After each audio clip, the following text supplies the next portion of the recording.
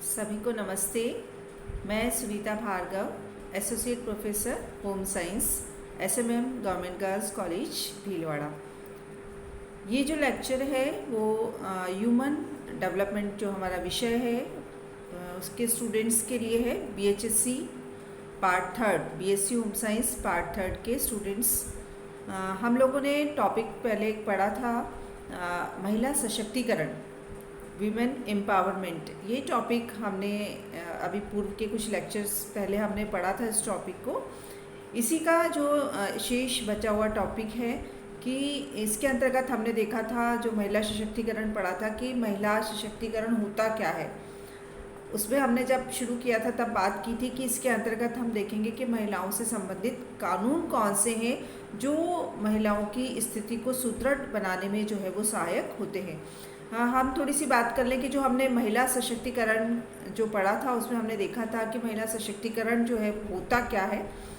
थोड़ा सा उसको रिवाइज कर ले कि महिला सशक्तिकरण से तात्पर्य है कि महिलाओं को सशक्त बनाना या इस योग्य बनाना कि वो अपने निर्णय जो है वो स्वयं ले सकें, या महिलाओं की स्थिति को मजबूत करना। इसका हमने कारण भी देखा था कि क्यों आवश्यकता ऐसी महसूस हुई कि महिलाओं को सशक्त करने की, या ऐसा क्या कारण है कि हम पुरुष सशक्तिकरण की बात नहीं करते, महिला सशक्तिकरण की बात करते हैं। तो महिलाएं जो हैं वो किन कारणों से जो है वो अभी भी समाज में जो है उनकी स्थिति जो है उतनी सुदृढ़ नहीं हो पाई है। तो उसमें आने वाली हमने कुछ चुनौती या कुछ बाधाओं का अध्ययन जो है वो हमारे उस लेक्चर में किया था।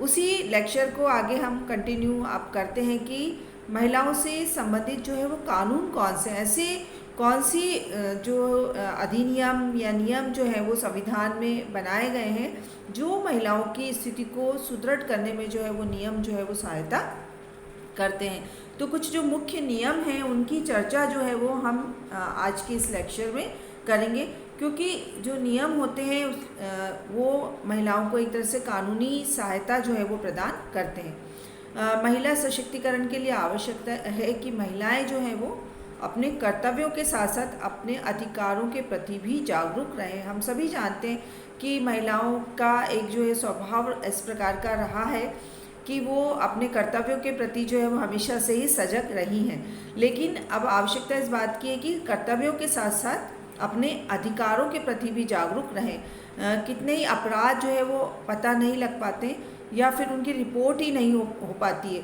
सिर्फ इसलिए कि महिलाएं जो हैं अपने अधिकारों से अवगत नहीं होती हैं। हम वर्तमान में जो देख रहे हैं कि अपराधों की बढ़ती संख्या के खिलाफ लड़ने के लिए यह ज़रूरी है कि महिलाएं अपने कानूनी अधिकारों के प्रति जो है वो जागरूक हों या उनको वो जानें, क्योंकि हम नित्य प्रतिदिन देख रहे हैं कि ये जो अपराध जो है वो महिलाओं के प्रति बढ़ते जा रहे हैं। आधे से ज़्यादा हम जानते हैं कि वो रिपोर्ट ही नहीं हो पाते हैं क्योंकि महिलाएं जानती ही नहीं हैं या सामाजिक एक ढांचे के कारण जो है वो उतनी अवेयर ही नहीं हो पाती, और ना ही जो है वो उस तरह की कानूनी सहायता तक वो पहुंच पाती हैं। तो कुछ जो इस तरह के नियम हैं, अधिकार हैं जो उनको उनकी स्थिति को मजबूत बनाने में सहायक है, या पारिवारिक जिम्मेदारियों को सही प्रकार से निभाने में जो है वो नियम या कानूनी सहायता जो है वो एक अच्छी पहल है। तो उनके बारे में जो है वो जानना हर महिला को या हर जो लड़की है उसको जो है वो उन नियमों के बारे में जो है अवगत होना चाहिए। तो ऐसे कौन कौन से अधिनियम है उनकी चर्चा जो है वो हम आज इस लेक्चर में करेंगे। उसमें से पहला जो एक जैसे अधिनियम है प्रसूति लाभ अधिनियम 2017। ये जो है संशोधित मातृत्व लाभ संशोधन अधिनियम जो है 2017 में पारित हुआ था। गर्भावस्था के दौरान काम करने वाली महिलाओं के हितों की ये जो नियम जो है वो रक्षा करता है। इस अधिनियम के अनुसार जो है प्रत्येक नियोक्ता को जो है गर्भावस्था के कार्यकाल के दौरान प्रत्येक जो महिला कर्मचारी है उसको विशेष सुविधाएं प्रदान करनी होती है। इन विशेष लाभों में जो है वो पेड मातृत्व अवकाश भी जो है वो होता है, अर्थात उसको सवैतनिक जो है वो अवकाश मिलना चाहिए। यह अवकाश जो है 12 से 26 सप्ताह तक का जो है हो सकता है। साथ ही घर से काम करने का मौका जो है वो सामान्य वेतन लाभ के साथ और कार्यस्थल पर जो है क्रेच आदि सुविधाएं भी जो है उसमें शामिल है। यह अधिनियम जो है महिलाओं को उनके काम और जो पारिवारिक जीवन है उसको संतुलित बनाने में जो है वो ये नियम सहायता करता है। क्योंकि महिलाएं जो है हम देख रहे हैं कि वर्तमान में कार्यशील हैं, तो सरकार जो संगठित क्षेत्र में जो महिलाएं होती हैं या जो गवर्नमेंट में जो महिलाएं हैं उनको तो सरकारी नियमों के तहत जो है वो अवकाश मिल जाता है, लेकिन ऐसे जो संगठित क्षेत्र हैं वहाँ पर भी वहाँ महिलाओं को जो है इस तरह की, या जो प्राइवेट कंपनीज़ में जो काम करती हैं महिलाएं, उनको भी इस तरह से अपने बच्चों के लालन पालन के लिए जो है ये प्रसूति लाभ अधिनियम जो संशोधित होकर 2017 में पारित हुआ, ये काफ़ी जो है वो महत्वपूर्ण माना गया है और इसका लाभ जो है वो महिलाएं अपने बच्चों के लालन पालन के लिए इस नियम का जो है लाभ ले सकती है।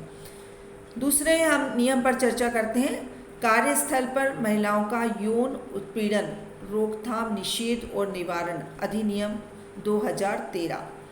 ये नियम भी जो है वो काफ़ी एक महत्वपूर्ण अधिनियम है। हम सभी जानते हैं कि आज की परिस्थिति भी हम देखें कि महिलाओं का जो है वो यौन शोषण जो है वो बढ़ता ही जा रहा है। तो एक बड़ी समस्या जो है ये है, यौन उत्पीड़न का मतलब होता है शारीरिक संपर्क और उसके आगे जाना, या यौन उत्पीड़न की मांग या अनुरोध, या यौन से संबंधित टिप्पणियाँ या अश्लीलता दिखाना, या किसी भी अवांछित तरीके से शारीरिक मौखिक गैर मौखिक आचरण जो है इसमें शामिल है, चाहे वह पुरुष मालिक या सहयोगी द्वारा भी जो है वो किया जाता है। इस मामले में पुलिस से संपर्क कर सकते हैं और शिकायत जो है वो दर्ज करा सकते हैं। ये जो नियम है, इस नियम के अंतर्गत जो है वो आंतरिक जो जहाँ पर भी 10 से ज़्यादा एम्प्लॉई हैं वहाँ पर जो एक समिति गठित करने का भी प्रावधान है। आंतरिक शिकायत समिति जो है उसका गठन किया जाता है।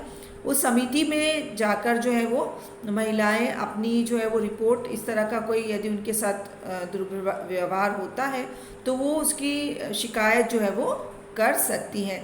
इसी के साथ जो है वो सीधे इसकी वेबसाइट भी है, उस पर जाकर भी अपनी कंप्लेंट जो है वो नोट वहाँ पर जो है वो करा सकती हैं।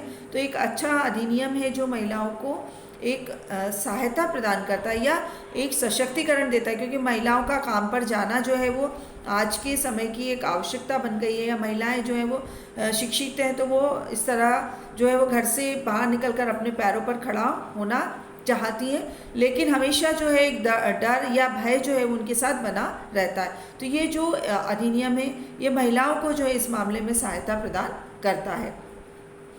एक जो आज के इस लेक्चर में हम जो लास्ट नियम की या अधिनियम की चर्चा करेंगे वो है घरेलू हिंसा में से जो है महिलाओं की सुरक्षा अधिनियम जो है 2005।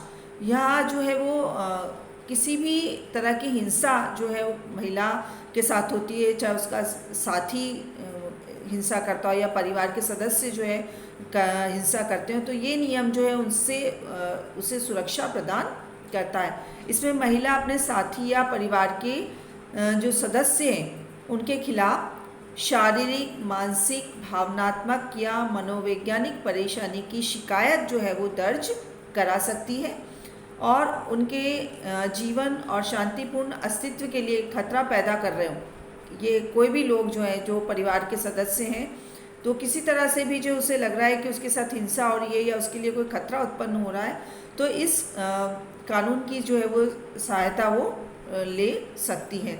इस कानून में संशोधन के बाद जो विधवा महिलाओं, बहनों और तलाकशुदा महिलाओं के लिए भी इस तरह के अधिकार जो हैं वो और ज़्यादा बढ़ाए गए।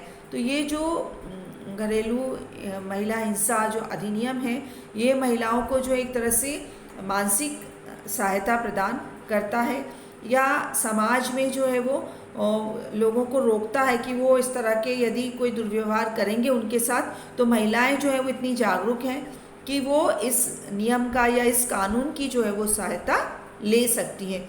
तो ये आज हमने जो है कुछ 3 अधिनियम की मुख्य जो थी उनकी चर्चा की कि ये जो अधिनियम जो है वो महिलाओं को किस प्रकार से जो है वो एक तरह से विधिक सहायता प्रदान करते हैं, कानूनी सहायता जो है वो प्रदान करते हैं और इसकी जानकारी जो है हर महिला या लड़की को जो है वो इस नियम की जानकारी जो है वो होना चाहिए, क्योंकि इन जानकारी से जो है वो एक सशक्तिकरण का मार्ग जो है वो आगे प्रशस्त होता है। इसके आगे के जो कुछ और जो मुख्य नियम हैं, कानून हैं, उनकी चर्चा जो है हम अपने आगे के लेक्चर में करेंगे। अभी के लिए धन्यवाद।